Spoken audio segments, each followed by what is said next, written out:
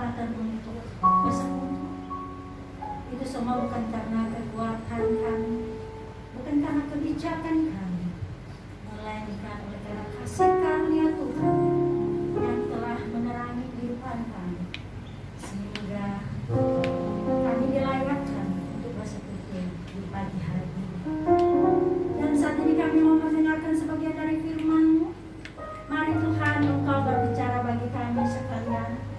Tuntun kami dengan kuat kuasa-Mu, supaya hikmat surgawi-Mu memperlengkapi kami sekalian, sehingga dalam pemberitaan firman-Mu kami beroleh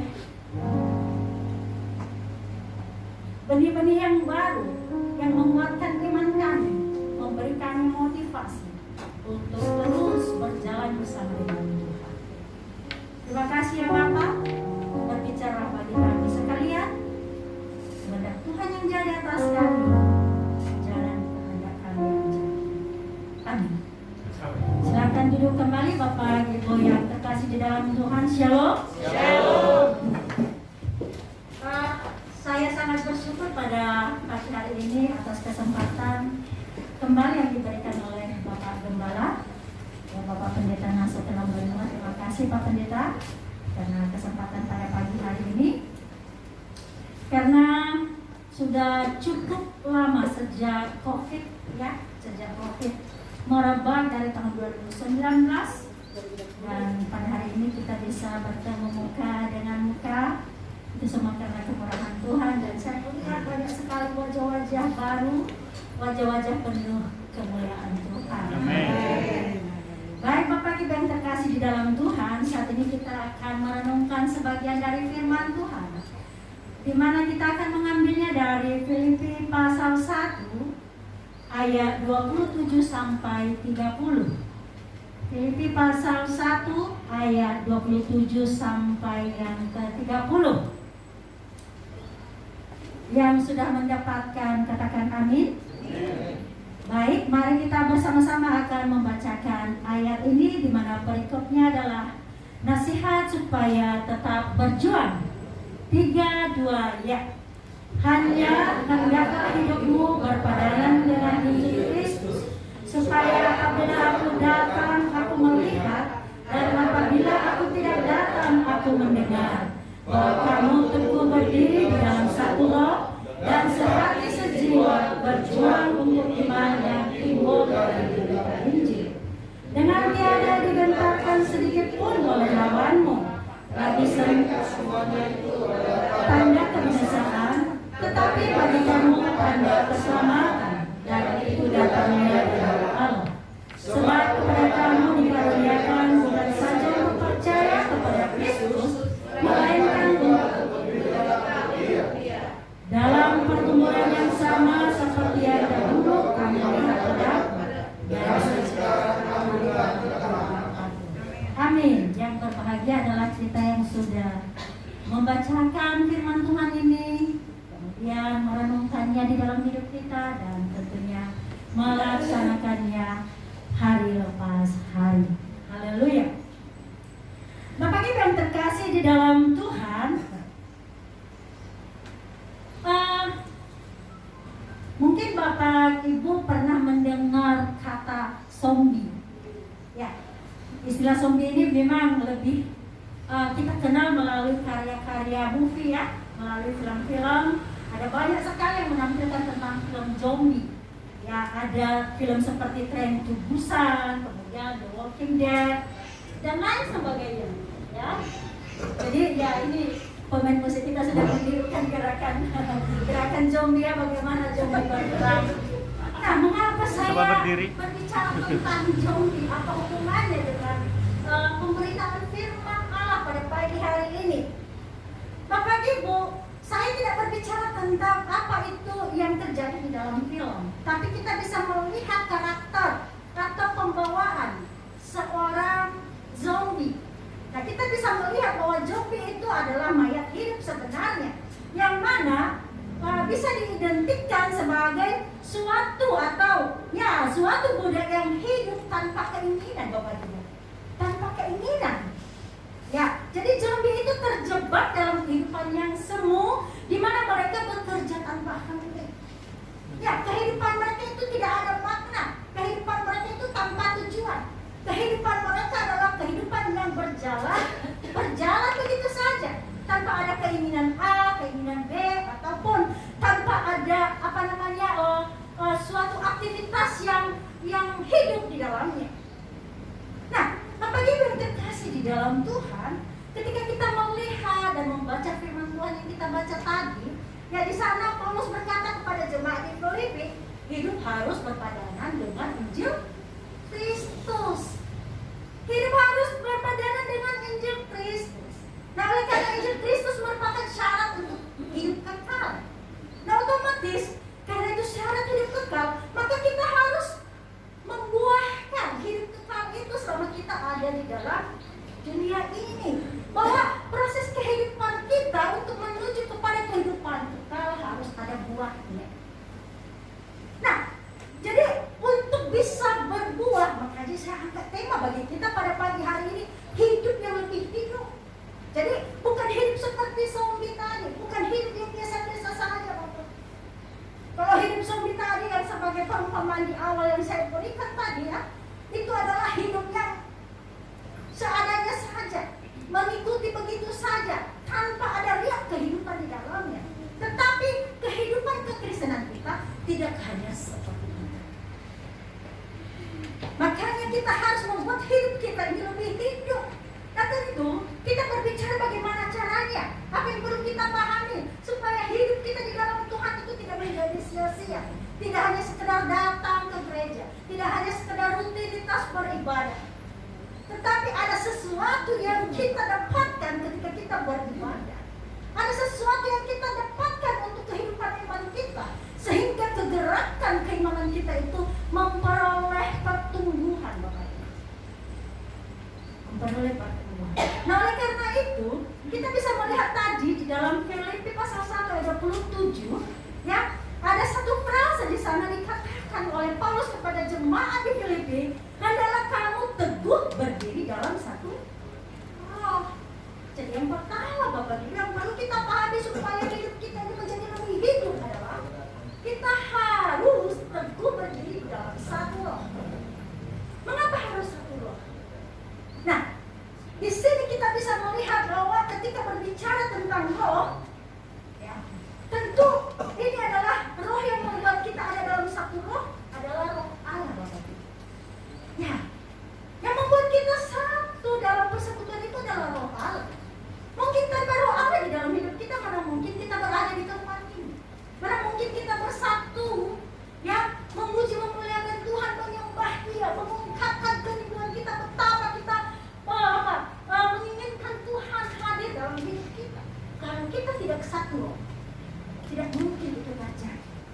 Mungkin Bapak Ibu dan saya juga tidak akan ada di dalam hari ini kalau kita tidak berada di dalam satu roh. Nah, satu roh di sini adalah sehati sejiwa. Sehati sejiwa, Bapak Ibu. Kita harus memiliki kesamaan roh supaya kita bisa melayani. Kita bisa bersama-sama bersatu padu melayani. Kita bisa bersama-sama untuk memberitakan Injil. Jadi tidak ada lagi konflik antar kepentingan di dalamnya. Tidak ada. Karena apa? Kita berada dalam satu roh. Tujuan kita sama, makna hidup kita sama. Memuliakan Tuhan, memberitakan Injil, membawa jiwa-jiwa untuk kemuliaan Tuhan. Itu yang disebut dengan satu roh. Nah, kalau kita tinjau dari surat Filipi ini, kita bisa melihat memang di sana banyak pergumulan yang terjadi sehingga membuat Paulus yang berada dalam penjara pada saat itu harus menuliskan surat ini kepada jemaat itu Bapak. Kenapa? Situasi jemaat pada saat itu berada di dalam kekacauan. Terjadi perpecahan, terjadi pertengkaran antara para pengurus, antara para majelis gereja pada masa itu. Dan itu berimbas pada anggota jemaat. Dan tentu perpecahan, kekacauan, pertengkaran di dalam jemaat tidak akan mendatangkan yang namanya kehidupan di dalam satu roh. Tidak akan mendatangkan kehidupan di dalam satu roh. Makanya Paulus mengatakan jemaat di Filipi.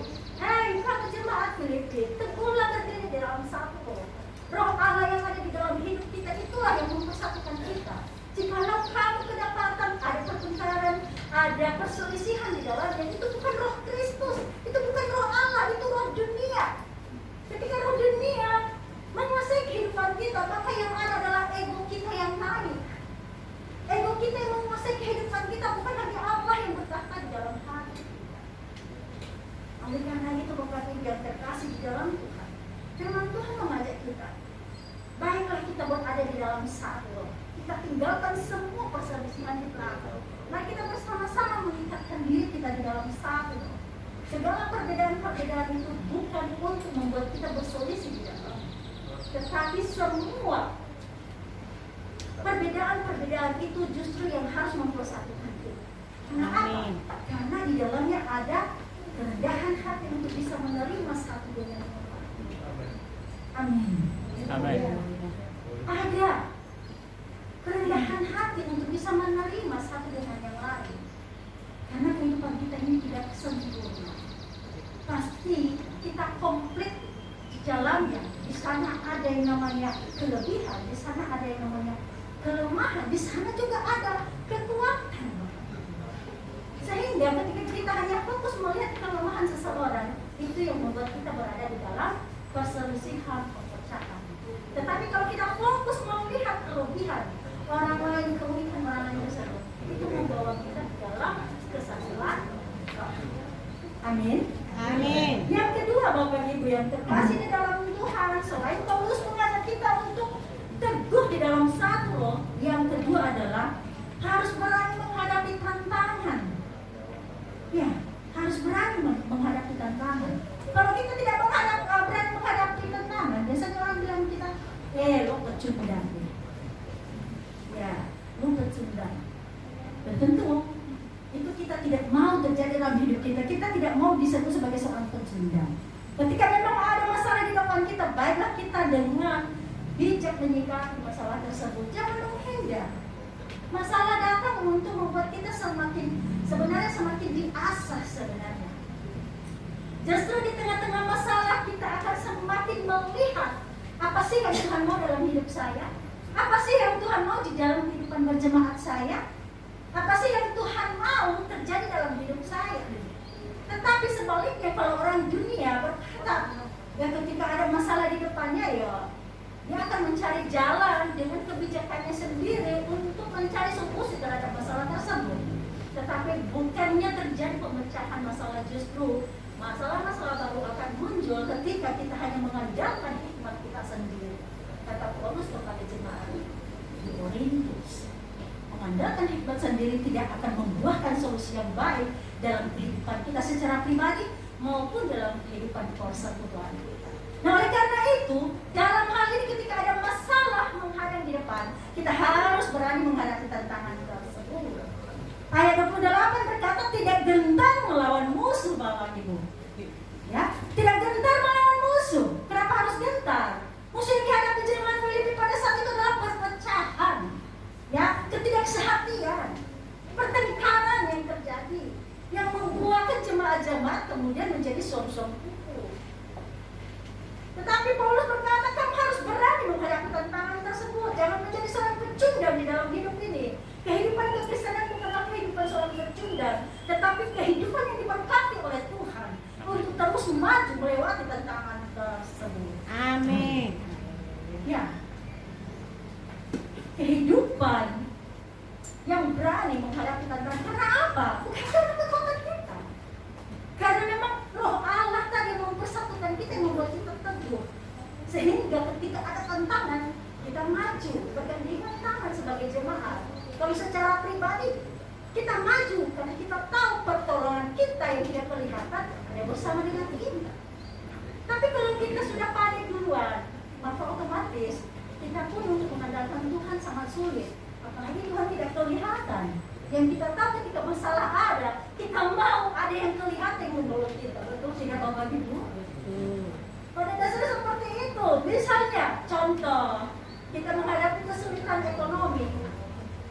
Kita mungkin tidak punya sesuatu di rumah. Pada dasarnya kita mengandalkan sesuatu yang kelihatan untuk menolong kita untuk memecahkan masalah kita. Betul tidak? Tetapi ketika kita berbicara iman, betul apa yang kelihatan kita butuhkan, tetapi terlebih dahulu andalkan Tuhan yang tidak kelihatan itu, supaya Tuhan menggerakkan orang untuk bisa menolong kita, sehingga kita bisa melihat perbuatan Tuhan melalui orang yang sudah diutus Tuhan untuk menolong kita. Selama ini kita mungkin terbalik dalam memahami ini. Karena apa? Karena ketika kita berada dalam sebuah masalah, kecenderungan pikiran kita adalah panik, kecenderungan tindakan kita adalah tindakan di dalam kepanikan, membuat kita kemudian tidak lagi mengandalkan Tuhan, lebih kita mengandalkan yang kelihatan tadi. Tetapi di sini Paulus berkata, beranilah hadapi tantangan, tetapi keberanian itu haruslah bersama dengan Tuhan. Jangan maju sendiri, andalkan diri sendiri, karena hal-hal seperti akan membuat kita tidak akan mendapatkan solusi yang terbaik, justru akan menimbulkan berbagai masalah dan masalah baru. Dan yang ketiga, Bapak Ibu yang terkasih di dalam Tuhan, yang perlu kita pahami ketika kita mau hidup, kita adalah harus siap menderita. Tadi di ayat 29 dikatakan ketika kita percaya Yesus berarti kita harus siap menderita, Bapak Ibu. Kita harus siap menderita. Banyak orang yang gak siap menderita loh. Karena apa? Memiliki pemikiran seperti ini. Ketika saya ikut Yesus maka hidup saya pasti makmur, hidup saya pasti sejahtera. Pada kebanyakan orang ya, yang imannya belum kokoh selalu menganggap hal itu seperti itu. Ya, menganggap bahwa ketika percaya kepada Yesus maka kehidupannya akan sejahtera, dia akan sukses. Itu tidak salah sebenarnya, tetapi penempatannya ya belum benar. Karena firman Tuhan tidak mengatakan bahwa ketika ikut Yesus maka hidup kita makmur, sejahtera. Tidak hanya itu, tetapi justru di dalam kebanyakan kita baca dalam firman Tuhan, justru dia berkata, firman Tuhan berkata bahwa ketika kita percaya Yesus, kita harus siap menderita. Itu tercatat di dalam ayat 29 tadi. Percaya Yesus itu siap menderita. Mau menderita apa saja di sana harus siap. Tidak ada batas penderitaan yang Tuhan maksud di dalam firman-Nya. Berbicara tentang penderitaan, kita bisa melihat berbagai kisah yang ada di dalam firman Tuhan. Misalnya kisah Ayub di dalam perjanjian lama. Bagaimana penderitaan Ayub ketika dia mengalami pencobaan. Dia dijauhi oleh keluarganya. Hartanya habis semua. Ditinggalkan oleh teman-temannya. Tetapi apa yang terjadi? Apakah kemudian Ayub berkata, oh Tuhan, saya tidak mau mengikut Engkau lagi? Tidak. Ayub tidak berkata seperti itu. Di dalam penderitaan yang menjajah hidupnya, dia tetap berkata, Engkau Tuhan. Apa yang saya miliki semua berasal dari Engkau. Jika semua itu habis, itu juga balik pada kebijakan Tuhan. Jadi saya tidak memiliki hak untuk mempertahankan, untuk harus memisah karena saya percaya kepada Allah. Ayub tidak berkata seperti itu. Siapa lagi orang-orang yang menderita di dalam firman Tuhan yang dicatat oleh Alkitab bagi kita, Bapak Ibu? Ada Paulus. Kalau kita melihat kehidupan Paulus itu adalah seorang pemuka agama di tengah-tengah bangsa Israel. Orang yang dihormati, strata pendidikannya juga tinggi. Tetapi lihat Bapak Ibu di dalam Kisah Para Rasul pasal 9, ketika ia bertemu dengan Yesus, ketika ia bertemu dengan Tuhan, terjadi pertobatan, terjadi pertandingan di sana Bapak Ibu. Dan ketika itu terjadi, semua kebanggaan lahiriah yang diperoleh Paulus sebelumnya itu ditinggalkan hanya demi untuk mengikut Kristus. Dan kita tahu kehidupan Paulus setelah ikut Yesus bukanlah kehidupan yang baik-baik saja, tidak sukses secara ekonomi, Bahkan Paulus berkata, wah, duri di dalam daging itu artinya ada sesuatu di dalam diri Paulus yang membuat dia selalu kesakitan dalam hidupnya.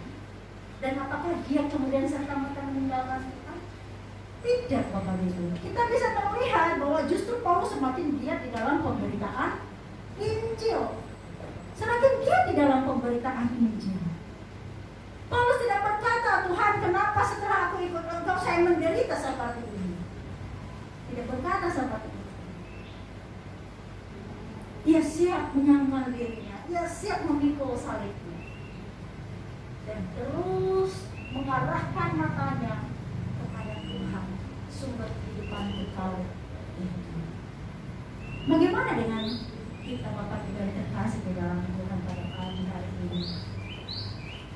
Bagaimana kehidupan kekristenan kita? Apakah kita sudah mengangkat kuat di dalam Kristus?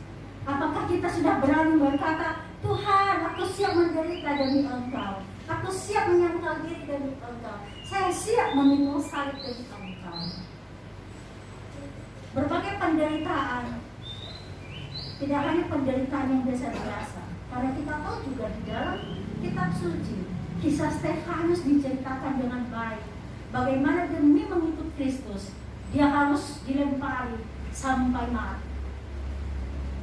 Dan dia tidak akan, Stefanus tidak mengalami yang namanya kegoyahan. Ia tetap teguh di dalam iman. Ia kemudian apalagi menderita bersama dengan Kristus. Dia tidak pernah goyah. Oleh karena itu, Bapak Ibu yang terkasih di dalam Tuhan, ketika kita mau membuat hidup kita lebih hidup, maka kita harus pertama dulu teguh di dalam satu rohani. Kita harus teguh di dalam satu roh, kemudian berani menghadapi tantangan. Dan yang ketiga tentu, kita harus siap menderita. Supaya hidup kekristenan kita itu bukan hanya hidup yang biasa-biasa saja, bahkan lebih sekedar hanya rutinitas. Kalau sudah rutinitas, itu ibarat kehidupan zombie. Datang ke gereja, duduk, puji Tuhan, pulang, bekerja, makan, tidur, dan lain sebagainya. Tidak ada suatu momen yang tidak bisa membantu di dalam. Ada. Tetapi Paulus mengajak kita melalui suratnya ke Filipi ini supaya kita hidup di dalam satu roh, roh yang sama, roh yang selalu bersekutu, yang setia sekata, sepenuhnya di dalamnya. Dan yang kedua tadi adalah supaya bisa kemudian berani menghadapi tantangan. Ketika berbagai tantangan menghadapi kehidupan kita baik secara pribadi, di dalam rumah tangga kita, ataupun dalam kehidupan berjemaat kita, ataupun dalam kehidupan kita di dalam masyarakat, kita harus berani menunjukkan identitas kita, bahwa kita adalah orang-orang pilihan Tuhan yang sudah diberikan kehidupan kekal itu. Kita tidak boleh meninggalkan. Kita harus teguh di dalam pendirian kita untuk tetap hidup di dalam role-nya Tuhan. Dan yang ketiga, Bapak Ibu tadi, ya, bahwa kita harus siap hidup menderita. Jangan sampai oleh karena tawaran A, B, dan C membuat kita kemudian dulu. Kita harus hati-hati dan lebih bijak untuk menyikapi hal tersebut ketika setiap masalah datang menggoncangkan iman. Demikian firman Tuhan pada pagi hari ini. Kiranya boleh menjadi berkat bagi kita sekalian. Mari kita satu di dalam doa.